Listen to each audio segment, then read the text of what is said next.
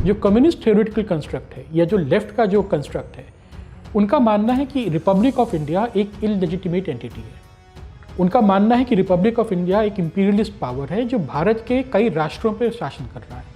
तो उनका मानना है कि राजस्थान को अलग होना चाहिए, पंजाब अलग राष्ट्र है, जम्मू कश्मीर अलग है, तमिल राष्ट्र अलग है। तो इनका जो आइडियोलॉजिकल व्यू है, इनकी जो थ्योरेटिकल समझ है, जब तक भारत नष्ट नहीं होगा, जब तक अलग अलग राष्ट्र जो है नेशनैलिटीज़ हैं उनको अपना स्टेट नहीं मिलेगा, तब तक ना भुखमरी से आज़ादी मिलेगी ना गरीबी से आज़ादी मिलेगी। तो एक तो आइडियोलॉजिकल हो गया, ये तो प्रोटेस्ट आपका करेंगे क्योंकि इनका एंड गेम दूसरा होता है। तो ये भी एक गेम होता है, no one wants India to be a strong state. आप खालिस्तान को देख लीजिए, अभी हम देख रहे हैं कि मोदी के खिलाफ बातें हो रही हैं, इंदिरा गांधी के समय भी यही होता था। इनफैक्ट भारत में जब भी मजबूत प्रधानमंत्री होता है, जब भी स्ट्रॉन्ग गवर्नमेंट आती है, आप देखेंगे खालिस्तान रिवाइव हो जाता है। सरकार बेच नहीं रही है, सरकार प्रॉपर मार्केट के रूल्स को इम्प्लीमेंट करने की कोशिश कर रही है कि भाई हम नहीं चलाएंगे एयरपोर्ट। सरकार का काम एयरपोर्ट चलाना नहीं है, सरकार का काम है इसको ये इंश्योर करना कि जो उसको चला रहा है वो उसको सही से चलाए। ऐसा नहीं हो कि वो जनता को लूटने लगे, ऐसा नहीं हो कि वो जो है इसको बेच के कहीं चला जाए। चाइनीज़ ब्यूरोक्रेसी भारत की ब्यूरोक्रेसी से बहुत काबिल है, बहुत ज़्यादा काबिल है। वो पॉलिटिकल ब्यूरोक्रेसी है, वो कम्युनिस्ट पार्टी के सारे टॉप ऑफिशियल्स होते हैं, but they understand business, they understand industry. उनको ये समझ में आता है कि अगर हम अच्छा काम करेंगे तो हमारा एरिया ग्रो करेगा। भारत ही में एक बड़ा देश है, यहाँ पे मेयर क्यों है कुछ नहीं होता है। आप यूरोप में जाइए, चाइना में जाइए, अमेरिका में जाइए, मेयर के पास बहुत ताकत होती है, क्योंकि असली गेम मैंने बोला कि वहाँ पे होता है। असली गेम दिल्ली में नहीं होता है कि दिल्ली क्या कर रही है, असली गेम होता है कि आपकी लोकल गवर्नेंस क्या कर रही है। सो भारत के पास जो विंडो है ये इंडस्ट्रियलाइजेशन की, वो बहुत ही छोटी है। मेरे ख्याल से 10-15 साल से ज़्यादा आपके पास है नहीं। आपको जो भी करना है अगले 10-15 साल में करना है, और उसके लिए आपको रिफॉर्म करने पड़ेंगे। आपको ये 3-5 बंद करना पड़ेगा कि हर चीज़ में आप जो है धरना लेके, झंडा लेके खड़े हो जाते हैं। Hello, this is Abhinav Prakash and you are watching defensive offence.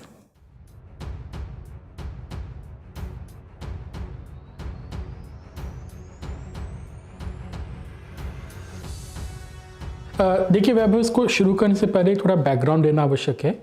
अगर आप भारत को देखें एक देश के तौर पे या एक सब कॉन्टिनेंट के तौर पे, सो भारत इतिहास में कभी भी यूनाइटेड नहीं रहा है। बहुत कम एपिसोड्स रहे हैं जहाँ पे भारत को एक सिंगल स्टेट ने रूल किया है। आप उंगलियों पे गिन सकते हैं, मुगल थे, गुप्ताज थे, गुप्ताज भी केवल नॉर्थ इंडिया को रूल किए थे, तो उसके पहले मॉरियंस थे।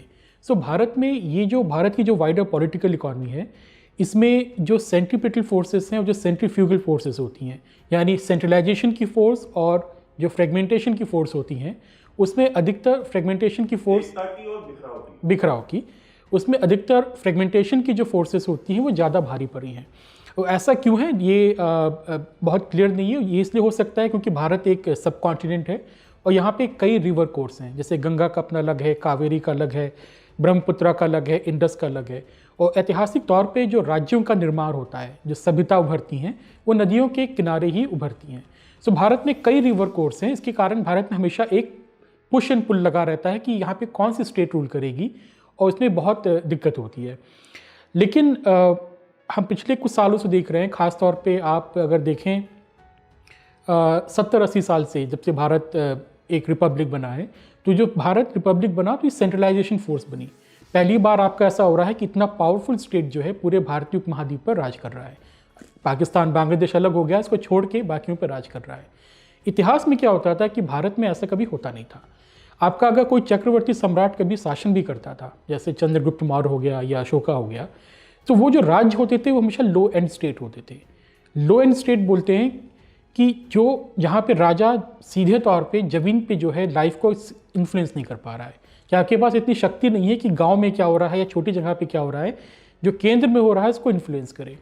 दूसरा, आपके पास सेंट्रलाइज ब्यूरोक्रेसी नहीं होती थी, मतलब आपके पूरे साम्राज्य पे वो रूल कर रही हो।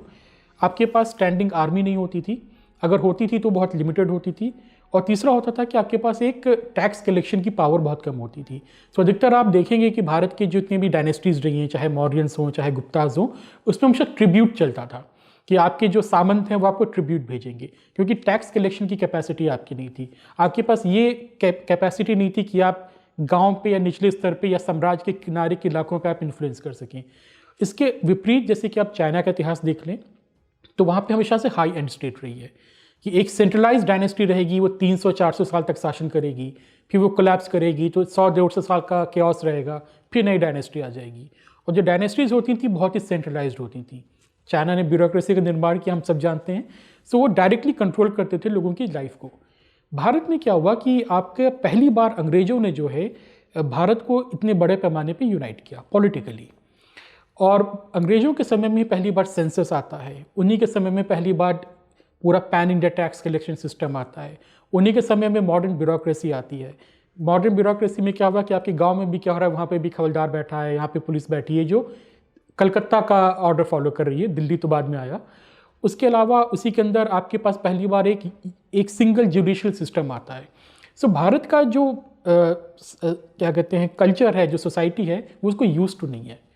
और ये चीज़ आज़ादी के बाद और ज़्यादा कंसोलिडेट हुई, क्योंकि भारतीय राज्य इसको बोलते हैं रिपब्लिक ऑफ इंडिया।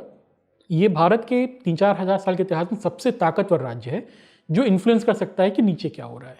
वो आप देखेंगे जब भी भारत में कुछ भी होता है, कोई भी चेंज होता है, कोई भी रिफॉर्म होता है, तो उसका एक बैकलैश आता है। बिकॉज क्योंकि भारत में जो फ्रेगमेंटेशन की फोर्सेस हैं वो नेचुरली बहुत स्ट्रांग हैं। सो अगर आप जो है, ये हमेशा होगा से कि आज़ादी के बाद तमिलनाडु ने बोला कि हम भारत का हिस्सा क्यों रहें, हम तो कभी रहे नहीं, तो हम दिल्ली का आदेश क्यों माने। आपके बहुत जगह पर सेपरेटिस्ट मूवमेंट चले। तो ये जो सेंट्रलाइजेशन की टेंडेंसी 1947 से शुरू हुई, शुरू अंग्रेजों के समय से हुई थी, लेकिन और ज़्यादा कंसोलिडेट हुई। उसके लिए हम सब बैकलैश आता है।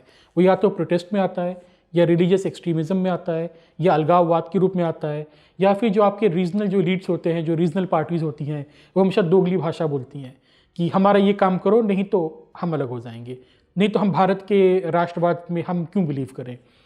इसको भारत ने पहले इंडियन पॉलिटी ने सॉल्व करने की कोशिश की, सबसे पहले लोगों को कोऑप्ट करके। जो कांग्रेस राज था, कांग्रेस राज क्या था? कांग्रेस राज केवल एक इलीट्स का अलायंस था, जो आपके अर्बन इलीट्स हैं, जो नेहरूवियन इलीट्स जिसको बोलते हैं, और जो गांव में या जो रीजनल इलाकों में जो जमींदार होते थे या जो डोमिनेंट कम्युनिटी होती थी, उसके जो डोमिनेंट लोग होते थे, उनके साथ अलायंस था। जैसे आप रायबरेली और अमेठी में देखते हैं, गांधी परिवार वहाँ पे जीतता रहा है, लेकिन असली पावर वहाँ की पुराने रजवाड़ों के हाथ में ही रही। आज भी रायबरेली, अमेठी का इलाका शायद भारत के सबसे ज़्यादा सामंतवादी इलाकों में से है, क्योंकि एक डील थी, अनकही डील थी कि हम आपको इंटरफेयर नहीं करेंगे, आप हमको जिताते रहिए और इंडिया यूनाइटेड रहेगा। उसके बाद हमने इसको कोशिश की कोएलिशन पॉलिटिक्स से कि ठीक है, आप अकाली हैं, आप शिवसेना हैं, आप डीएमके हैं, आप रीजनल पार्टीज़ हैं, लेकिन हम सत्ता में शेयर कर लेंगे।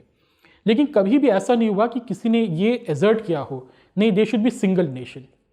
वो कहने को होता था, लेकिन आपको एक्चुअल में इसको आप इम्प्लीमेंट नहीं करते थे। इसी में मैं देखता हूँ हिंदुत्व का जो भार है भारत में, उसका अलग जेनेसिस है। लेकिन हिंदुत्व भारत में सेंट्रीपिटल फोर्सेस को या सेंट्रलाइजेशन की फोर्सेस को रिप्रेजेंट करती है। इसको देखने का एक तरीका ये भी हो सकता है। और बीजेपी के उभार के बाद ये ताकतें और ज़्यादा उभर के सामने आई हैं।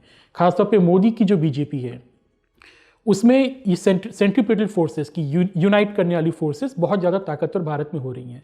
जैसे कि आप इस सरकार की नीतियों को देख लीजिए, एनपीआर, एनआरसी। अगर कोई आधुनिक राज्य है, उसको यही नहीं पता कि उसके नागरिक कौन है, उसको यही नहीं पता कि हमारे पास डेटाबेस है, डेटाबेस हमारे पास नहीं है। जिससे हमने देखा कि अभी जो लॉकडाउन हुआ था हमारा, तो सरकार ने इस पर विचार किया था कि हम अपने मजदूरों को डायरेक्ट कैश ट्रांसफ़र दें। तो उसमें निकल के सामने आया कि हमारे पास कोई डेटाबेस ही नहीं है कि हमारे लोग हैं कौन, कितने लोग किस शहर में रह रहे हैं।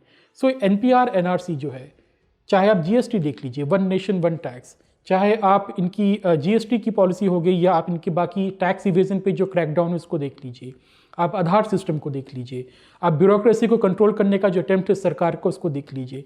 सो क्या हो क्या रहा है कि आप जो सेंट्रलाइजेशन की फोर्सेस हैं उसको एजर्ट कर रहे हैं। और आप भारत को पहली बार इतिहास में, इतिहास का मतलब 3-4 हज़ार साल के इतिहास में पहली बार आप कोशिश कर रहे हैं कि इंडिया को लो एंड स्टेट से हाई एंड स्टेट बनाया जाए, जहाँ पे जो सेंट्रल गवर्नमेंट है उसका शासन जो है, उसकी अथॉरिटी जो है हर जगह लागू हो, और उसको जो रीजनल एलिट्स हैं वो उसको अंडरमाइन नहीं कर पाएँ। और उसी के कारण आप देखिए हमेशा प्रोटेस्ट आता है। और ये मैं इसको देखता हूँ कि भारत की वाइडर पॉलिटिकल इकोनॉमी के पर्सपेक्टिव में देखना भी आवश्यक है।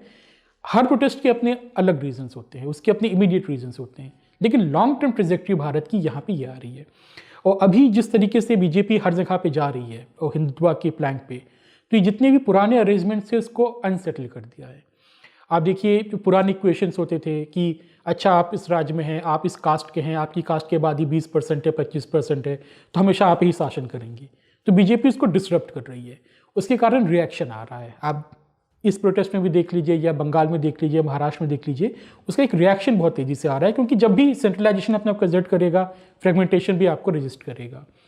और मुझे लगता है कि ये प्रोटेस्ट का जो पूरा सिस्टम है, जो खासतौर पे पिछले 5-6 साल से देख रहे हैं, उसका मेन कारण ये है कि आपके जो एलाइज हैं वो भी आपसे बाहर निकल के जा रहे हैं, क्योंकि आपके जो एलाइज हैं वो लोकल इलीट्स को रिप्रेजेंट करते हैं, वो नेशनल इलीट्स नहीं है। तो मैं उसको देखता हूँ कि आपके नेशनलाइजेशन की जो फोर्स है, नेशनल इंटीग्रेशन या सेंट्रलाइजेशन, मैं ये नहीं कहता कि जो एलाइज हैं वो इंटीग्रेशन के खिलाफ हैं, लेकिन उनका ये है कि भारत को एक लूज देश के तौर पे चलने दीजिए, आप चक्रवर्ती सम्राट बन के बैठे रहिए और हमको अपने अपने इलाकों में सामर्थ्यों की तरह राज करने दीजिए। मुझे लगता है ये मेन जो है कारण है जो प्रोटेस्ट को बहुत ज़्यादा पिछले कुछ साल में जो है क्या कहते हैं, पुश कर रहा है।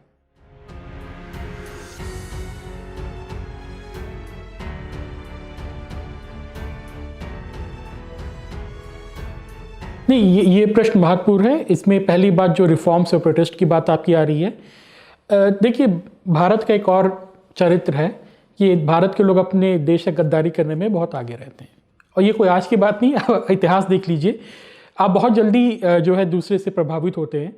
और हमने देखा है कि जब आज़ादी भारत की हुई थी तो जो हमारे लेफ्ट वाले थे, जो कम्युनिस्ट पार्टीज़ थी, उन्होंने कहा था ये आज़ादी झूठी है, और उन्होंने आर्म स्ट्रगल शुरू किया था।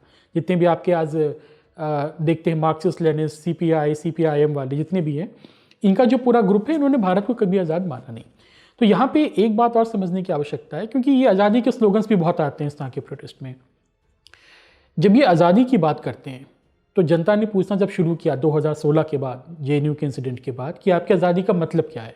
उनकी आज़ादी का मतलब हमेशा कश्मीर की आज़ादी, सी की आज़ादी होता था, लेकिन उन्होंने जब अपनी बात को घुमाना शुरू किया कि नहीं, हम तो भुखमरी से आज़ादी मांगते हैं, हम तो गरीबी से आज़ादी मांग रहे हैं, लेकिन इनका जो थियोरेटिकल कंस्ट्रक्ट है उसको कोई क्वेश्चन नहीं करता है। जो कम्युनिस्ट थियोरेटिकल कंस्ट्रक्ट है